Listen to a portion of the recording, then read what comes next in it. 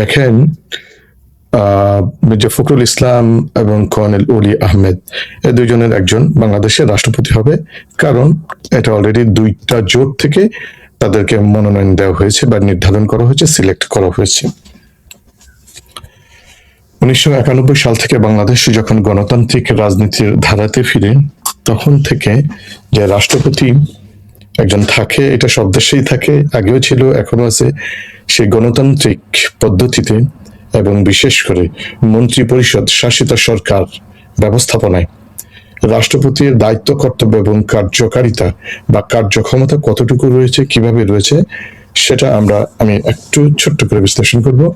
এবং এই দুইজনের মধ্যে আমি একটা পার্থক্য তুলে ধরার চেষ্টা করব আর কি। Let's start. সেটা হলো, বাংলাদেশের সংবিধানের আপনি যদি 48 অনুচ্ছেদ দেখেন, এই 48 অনুচ্ছেদে সুস্পষ্টভাবে বলা হয়েছে বাংলাদেশে একজন রাষ্ট্রপতি থাকবেন এবং রাষ্ট্রপতি নিয়োগ হবেন এবং রাষ্ট্রপতির কিছু দায় দায়িত্ব বলে দেওয়া রয়েছে।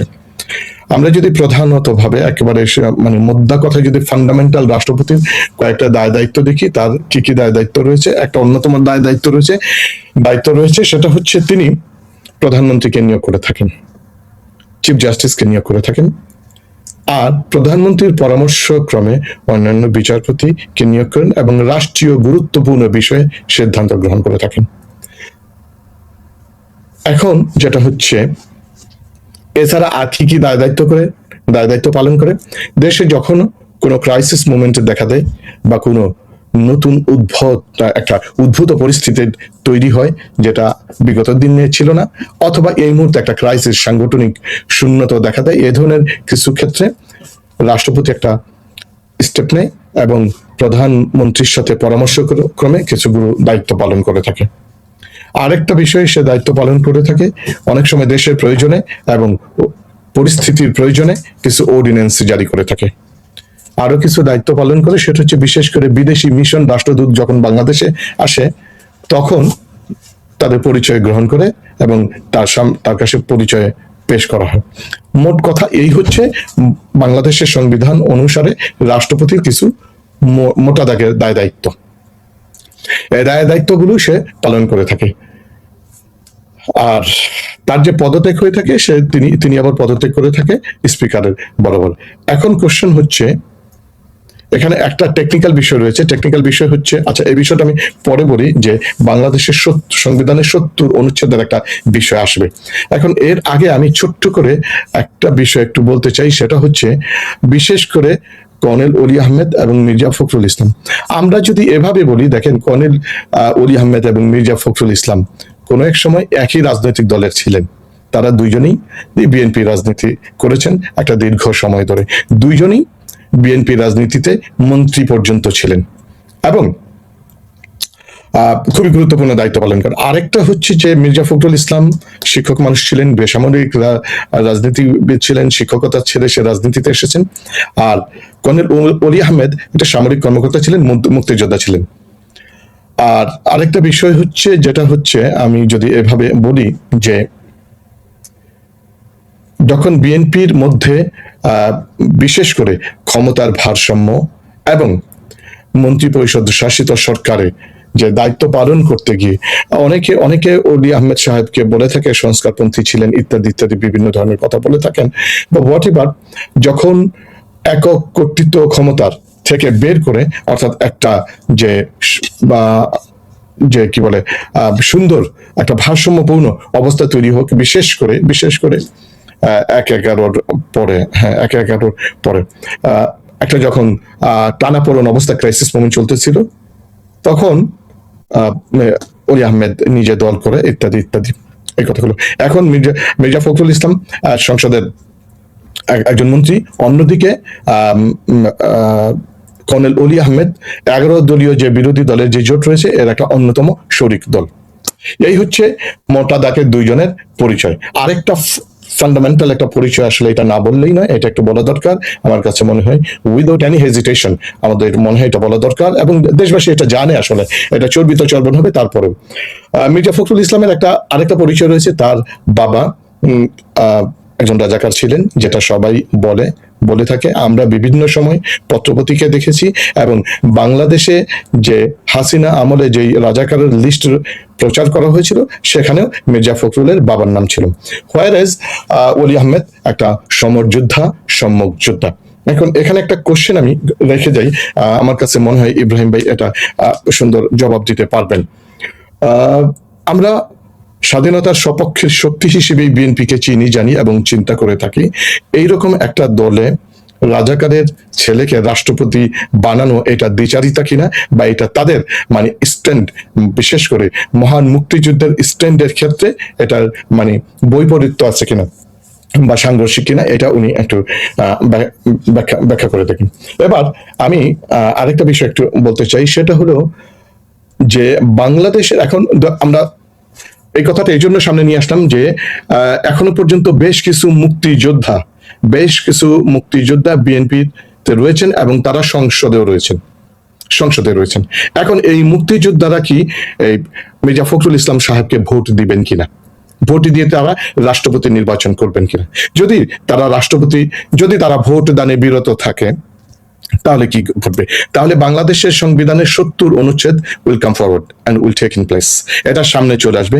কারণ বাংলাদেশের 70 অনুচ্ছেদ যেটা বলা হয়েছে সেটা হয়েছে এখনো পর্যন্ত যেহেতু বর্তমান যেই কনস্টিটিউশন এক্সিস্ট করতেছে, এই অনুসারে যে কেউ দলের বাহিরে গিয়ে দলের বিরুদ্ধে ভোটাধিকার প্রয়োগ করতে পারবে না। যদি ভোটাধিকার প্রয়োগ করে তাহলে তার সংসদ সদস্য পদ বাতিল হয়ে যাবে, খারিজ হয়ে যাবে। এমত অবস্থায় তাহলে যে সমস্ত মুক্তিযোদ্ধারা বিএনপিতে রয়েছে তারা কি মির্জা ফখরুল ইসলাম সাহেবকে ভোট দিবেন কিনা, যেহেতু এখানে একটা সেন্সিটিভ বিষয় রয়েছে, তারা মুক্তিযোদ্ধার তাদেরকে বলা হয়ে থাকে রাজাকার, যেই ট্যাগ গুলো অন্যান্য দলের ক্ষেত্রে দেওয়া হয় এক্ষেত্রে, আর যদি দিয়ে থাকেন তাহলে তাদের সংসদ সদস্যপদ থাকবে না সংবিধান অনুসারে। এই ইস্যুটাকে তারা কিভাবে ডিল করবে? এখানে যে বিষয়টা একটু বলা দরকার, সেটা হচ্ছে যদি তারা সপক্ষের শক্তি হয়ে থাকে এবং যদি তারা মুক্তিযুদ্ধকে মানে সর্বোচ্চ স্থান দিয়ে থাকেন, তাহলে তারা কর্নেল ওলি আহমেদ সাহেবকে ভোট দিবেন কিনা? এখানে একটা মানে চমৎকার বিষয়, যেমন একদিকে সুখের বিষয়, অন্যদিকে দুঃখের বিষয়, একটা ডাইলেমা রয়েছে। এটা বিএনপি আমরা দেখি সামনে যে সময়গুলো। সবচেয়ে বড় যে মজার বিষয়টা হচ্ছে যে বাংলাদেশের একজন রাষ্ট্রপতি নির্বাচিত হতে যাচ্ছেন সংসদ সদস্যদের ভোটে। এখন সংসদে যে দলটা সবচেয়ে বেশি আসনের অধিকারী, নর্মালি তাদের ভোটে তাদের প্রার্থী নির্বাচিত হবে, এটা আমরা ধরেও নিতে পারি কে নির্বাচিত হবে। কারণ কেউ দলের বিরুদ্ধে গিয়ে ভোট দিবে না, ভোট দিলে তো তার নিজের সংসদ সদস্য পদটা থাকবে না। এখন এমত অবস্থায় যে বিরোধী দলীয় জোট এটা জেনে শুনেও কিন্তু তারা একটা প্রার্থী দিয়েছে। এটা হচ্ছে খুব চমৎকার একটা বিষয়। একটা ভোটাধিকার হোক না, এখানে আমি তো মনে করি যে বিশেষ করে তাদের যে বিরোধী দলীয় জোটের যে প্রার্থী সিলেকশন, এটা একটা ডাইনামিক মুভমেন্ট হয়েছে। তারা খুব চমৎকার একটা গেম খেলেছে। এখানে এক হচ্ছে মুক্তিযুদ্ধের বিষয়টাকে তারা এরকম একটা পরিস্থিতিকে তারা সামনে বিএনপির সামনে একটা চ্যালেঞ্জ ছুড়ে দিয়েছে। অন্যদিকে তারা জানে যে প্রার্থী হারবে, তারপর প্রার্থী দিয়েছে, এবং এমন প্রার্থী দিয়েছে যিনি সম্মুখ যোদ্ধা ছিলেন, যিনি যুদ্ধ করেছেন, ইভেন শহীদ প্রেসিডেন্ট জিয়াউর রহমানের সাথে যিনি যুদ্ধ করেছেন। তো এই বিষয়টা একটা চ্যালেঞ্জিং বিষয় বিএনপির জন্য। আর অন্যদিকে আমি বলবো যে এই বিষয়টা বিরোধী দলীয় জোট খুব চমৎকার ভাবে ডিল করেছে। এখন আমরা যেহেতু ভোট হবে সামনে, আমরা ভোটে দেখি যে এখন বিষয়টা হচ্ছে এমন যে এটা যদি অন্য ভোটাধিকার, যদি সংসদ সদস্যদের বাইরে ভোটাধিকার প্রয়োগের বিষয়টা থাকতো তাহলে হয়তো রেজাল্ট অন্যরকম হতো। আমি একেবারে দ্বিধাহীন ভাবে বলতে পারতাম যে হয়তোবা কর্নেল ওলি আহমেদ জয়লাভ করবে, কিন্তু এটা বলার কোনো সুযোগ নাই যেহেতু সংসদ সদস্যদের ভোটেই নির্বাচিত হবে।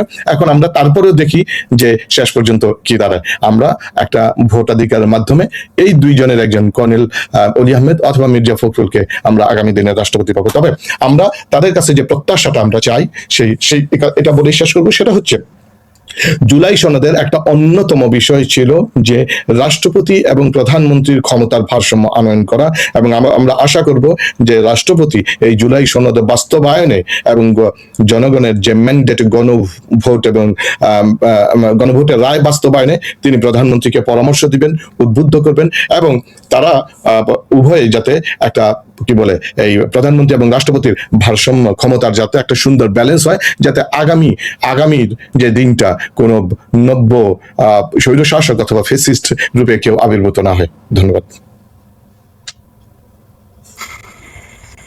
ধন্যবাদ রাষ্ট্রপতি নির্বাচন 20 অগস্ট। রাষ্ট্রপতি হিসেবে আপনার কাছে কাকে যোগ্য মনে হয় এবং এই নির্বাচনটাকে কতটুকু প্রতিদ্বন্দ্বিতামূলক হতে পারে বলে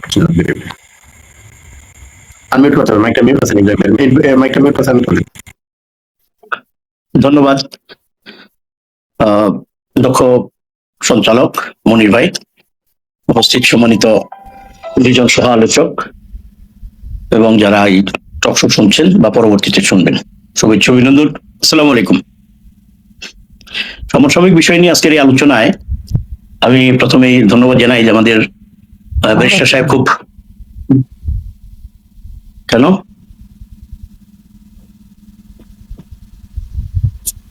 ব্যারিস্টার সাহেব গুরুত্বপূর্ণ আমি তো বললাম তো বাড়িয়ে দিয়েছি, কি শুনতে পাচ্ছেন? এখন শুনতে পাচ্ছেন? শুনতে পাচ্ছি, বলেন। গুরুত্বপূর্ণ একটি আলোচনা করেছেন এবং আলোচনার মূল বিষয়টা তিনি যে অবতারণা করেছেন সেটা হচ্ছে মুক্তিযোদ্ধা এবং রাজাকার। খুব ভালো একটা বিষয় নিয়ে আলোচনা করেছেন।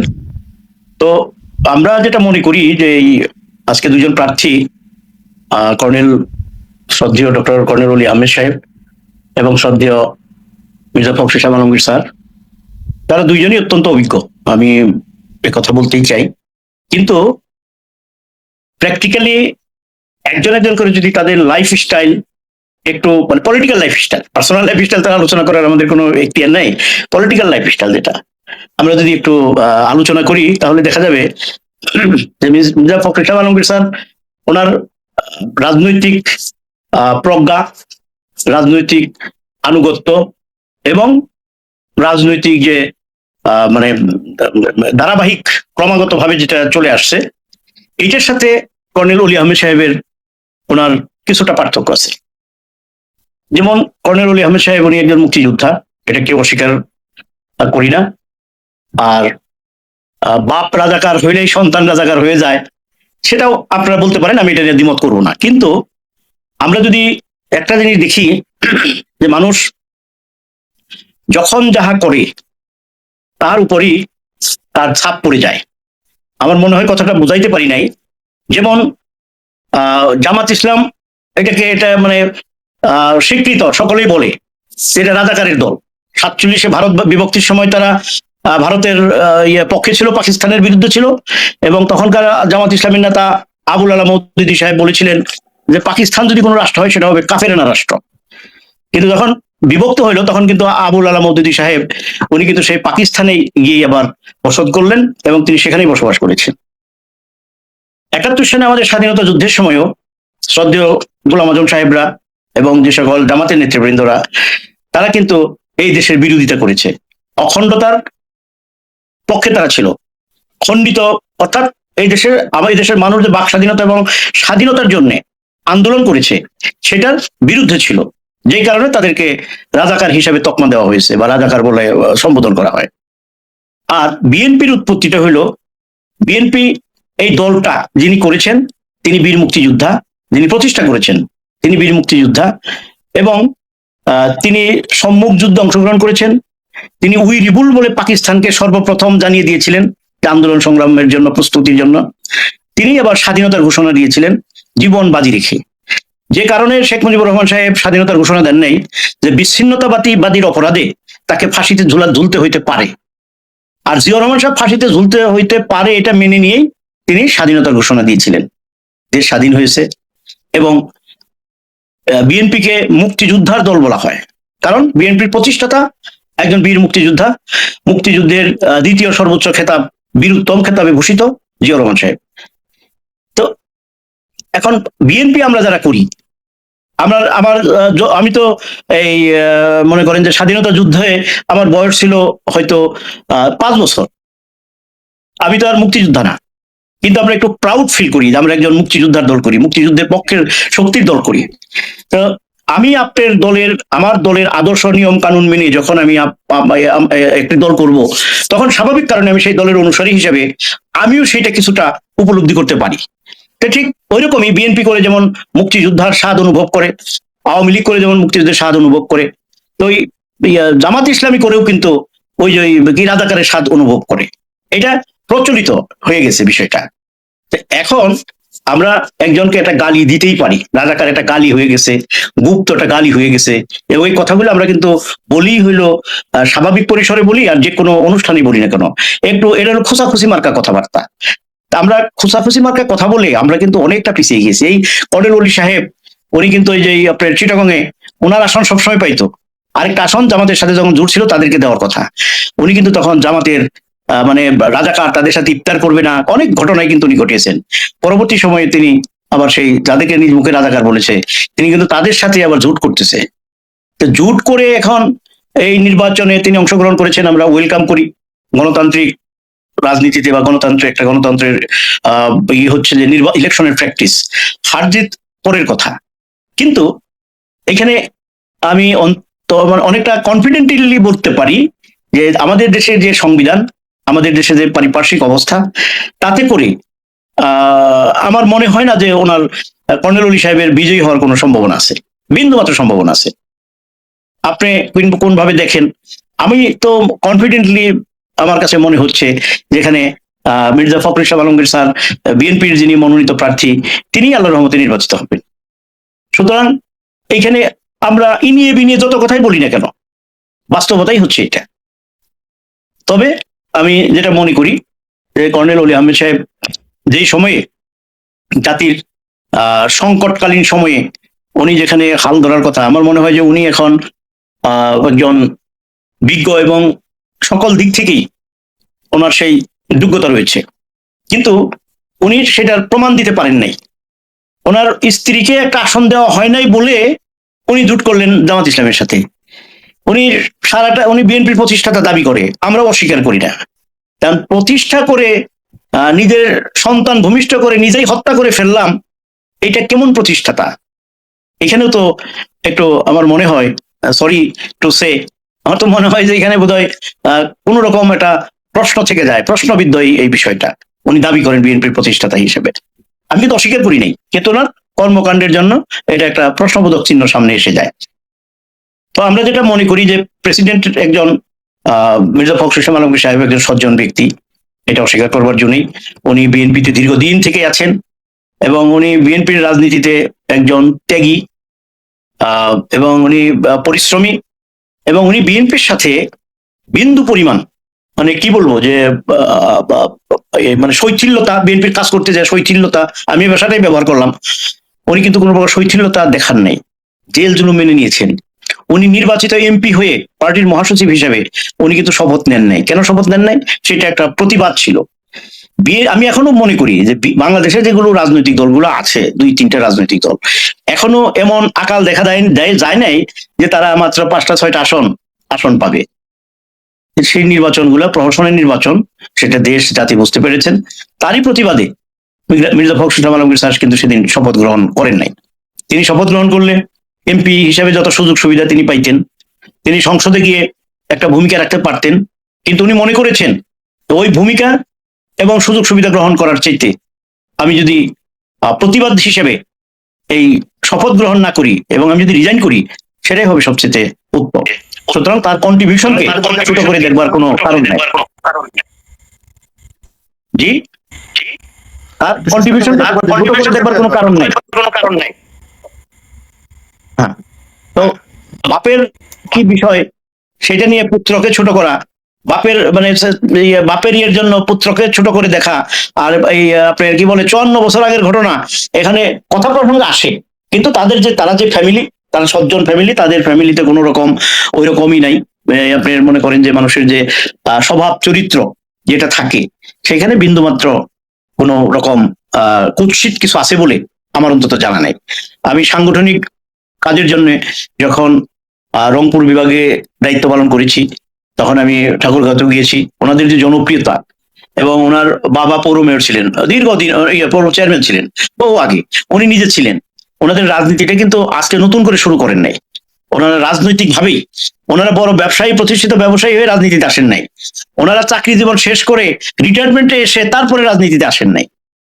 ওনাদের রাজনৈতিক পরিবার, আপনারা একটু খোঁজ নিয়ে দেখবেন। আমি কথাটা সঠিক বললাম কিনা।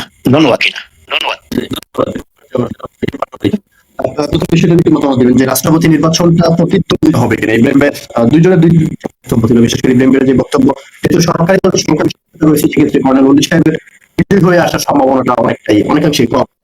কিন্তু যদি প্রার্থী তিনি আশা করছেন সরকারি পক্ষ থেকেও হয়তো বা ওনাকে ভোট দেওয়া হতে, সেই ক্ষেত্রে নির্বাচনটাকে কতটুকু প্রতিদ্বন্দ্বিত হবে মনে করেন, এবং মির্জা ফখরুল সাহেবের বাবার বিষয়টাকে আসলে কোনো প্রভাব ফেলে কিনা নির্বাচন।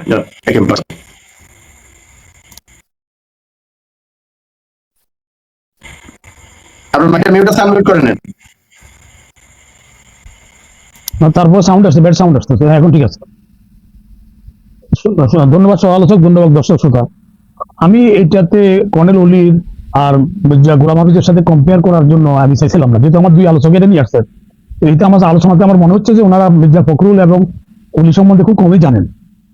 তাহলে আমি একটু ব্যাকগ্রাউন্ড তুলনামূলক দুজনকে যদি দেখি আমি, তাহলে মির্জা গোলাম হাফিজের আর ইয়ে ছিল কি যেন, মির্জা ফখরুল ইসলামের বাপ ছিলেন মন্ত্রী এবং ল্যান্ড মিনিস্টার ছিল, তার চাচা ছিল গোলাম মির্জা হাফিজ, স্পিকার ছিল, তার বোনের জামাই ছিল সেনাপ্রধান মাহবুব।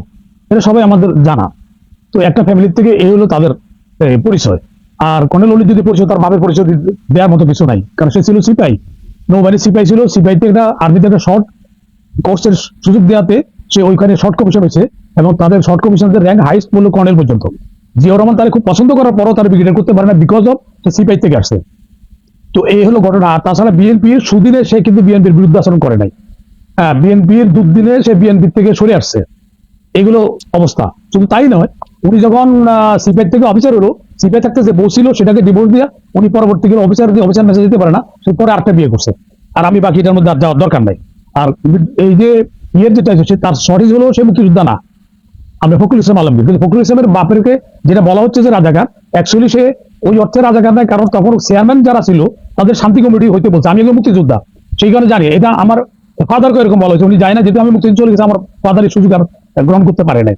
কিন্তু এখানে তখন তাদের পদাধিকার বলে যারা চেয়ারম্যান ছিল, যেমন আপনার ওই যে মোশাররফ হোসেন, এই ইয়েতে আপনার ফরিদপুরের মোশাররফ হোসেনের বাপও একই অবস্থা ছিল। ওদেরকে তখন অফিসিয়াল অর্ডার করে দিচ্ছে যে তারা যারা চেয়ারম্যান ছিল তারা ওখানে শান্তি কমিটির সদস্য হইতে হবে। এতে তার ইচ্ছা এবং অনিচ্ছার বিষয় না। এক, দুই নম্বর হলো পৃথিবীর কোনো আইনে বা কোনো ধর্মে বাপের অপরাধের জন্য ছেলেকে অপরাধী করা যাবে না। তাহলে এই জিনিসটা ক্লিয়ার। ফখরুল ইসলাম আলমগীর সাহেব একজন সজ্জন ব্যক্তি, উনার শুধু মুক্তিযুদ্ধটা মাইনাস আছে, উনি মুক্তিযুদ্ধ করতে পারেন না। আর বাকি সব গুণাগুণ যদি ওনার লগে তুলনা করে, ফ্যামিলি ব্যাকগ্রাউন্ড করে, আপনার আমি যারা কর্নেল অলির কথা বলছে, অলিরে কেন আনলো জামাত, অলিরে আনছে এই জন্য যে জামাতের যুদ্ধ অপরাধী, তাদের যে স্বাধীনতার বিরুদ্ধে ছিল, ওই নামটা ঘোষানোর জন্য তারা একটা মুক্তিযোদ্ধাকে, এরকম একটা দালাল শ্রেণীর মুক্তিযোদ্ধা, তার সুবিধাবাদী মুক্তিযোদ্ধাকে নিয়ে আসছে তারা। আর গেল যে ভোটাভুটিতে যদি যাওয়া হয়, তাহলে 70 অনুচ্ছেদ যদি তুলেও দিই আমি, তাহলেও কিন্তু কর্নেল অলিরে অনেক জামাতের অনেকে ভোট দিবে না, যদি তার ব্যাকগ্রাউন্ডটা জানা হয়। কারণ যে এত সুবিধাবাদী, যার সংসার করছে, সে বউ বদলাই ফেলছে কমিশন অফিসার হওয়ার পরে। তো এইটা গেল তার চরিত্র। এটা অনেকে জানেন না। জামাতে আমার মনে হয় জামাত যদি জানতো এই কথা, তাহলে তারা অনুমোদন দিতেন না, অন্য মুক্তিযোদ্ধাকে খুঁজতেন, তারা ওনাকে খুঁজতেন না।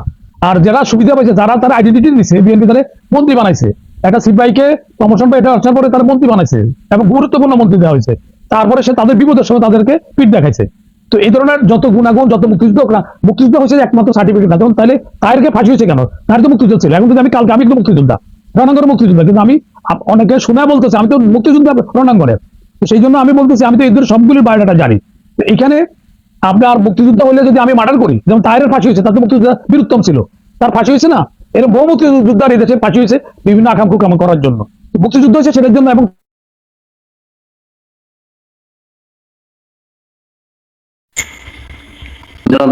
শুনতে পাচ্ছেন আপনাকে? আমি পাটোয়ারি সাহেব শুনতে পাচ্ছেন? আপনি শুনতে পাচ্ছেন আমাকে? ডিসকানেক্ট হয়ে গেছেন, একটু অপেক্ষা করি, আশা করি যুক্ত হবে কিছুক্ষণের মধ্যে। দর্শক যারা দেখতেছেন, আমি কমেন্ট বক্সের মধ্যে লিঙ্ক দিয়ে দিয়েছি, আপনারা যারা যুক্ত চান সেই লিঙ্কের মাধ্যমে যুক্ত হতে পারবেন। আপনাদের কোনো প্রশ্ন থাকলে একজন দর্শক যুক্ত আছেন, ইকরাম, কোনো প্রশ্ন থাকলে বলেন ইকরাম। আসসালামু আলাইকুম সম্মানিত উপস্থাপক মনির ভাই, শুনতে কল আসার পরে ইয়ে হয়ে গেছে, আমি বাকি কথা শেষ করে নিই। আচ্ছা, যে পাটোয়ারি সাহেব বক্তব্য শেষ করুন, আমি ইকরাম সাহেব আপনাকে পরবর্তীতে দিচ্ছি। তো ওটা অনেকে বলতেছে মুক্তিযোদ্ধা, হ্যাঁ, মুক্তিযোদ্ধা, কিন্তু মুক্তিযোদ্ধার ব্যাকগ্রাউন্ড, মুক্তিযোদ্ধা একটা সাইড, সেটার জন্য স্যালুট পাবে, দাফন করার সময় গান স্যালুট পাবে। কিন্তু যদি সে মার্ডার করে তাহলে সে ফাঁসি হবে। তাহলে এরকম বহু মুক্তিযোদ্ধার ফাঁসি হয়েছে। তো মুক্তিযোদ্ধা একমাত্র কোনো সার্টিফিকেট না, যেখানে হলে মার্ডার করলো তাকে সবকিছু বলতে হবে। জামাত যেটা করছে, কেন করছে, জামাতের এই সময়ের জন্য তাদেরকে এরকম কোনো উল্লেখ করার মতো কোনো মুক্তিযোদ্ধা নাই। সেই জন্য এটা তাদের যে দুর্গন্ধটা আছে, এটা দূর করার জন্য তারা ওনাকে নিয়ে আসে। দুর্গন্ধ এটা ভালো একটা সুগন্ধি হলো একটা মুক্তিযোদ্ধা আনতে, উনি কিন্তু নিজের দুর্গন্ধ হলো আর একটা মুক্তিযোদ্ধাকে আনছে। আর ৭০ অনুচ্ছেদের কথা যেটা বলছি, যে বিএনপির নয়, জামাতের অনেক ভোট ওনার অলি পাইবে না যদি ৭০ অনুচ্ছেদ উঠাই দেয়। যেহেতু এখানে ৭০ অনুচ্ছেদ আছে, সেখানে ফ্লোর ক্রস করার পার্টির সিদ্ধান্তের বাইরে যেতে পারবে না। সুতরাং এটার ইলেকশনটা প্রতিযোগিতামূলক হবে না। ওই যে জামাতের যে ইলেকশন, জাতীয় ইলেকশন, যেটা হচ্ছে এখানেও তাই হবে, তাই সে ৭০টা পাবে, আর এরা যা পাইছে তারা তাই পাবে। সুতরাং প্রতিদ্বন্দ্বিতা কোথায় হচ্ছে? প্রতিদ্বন্দ্বিতা হবে না। আর একটা কথা হলো, ফখরুল ইসলাম আলমগীরের এই এখনো চূড়ান্ত না। ও বেশিরভাগের লোকে সমর্থন করতেছে, কিন্তু এখন এটা চূড়ান্ত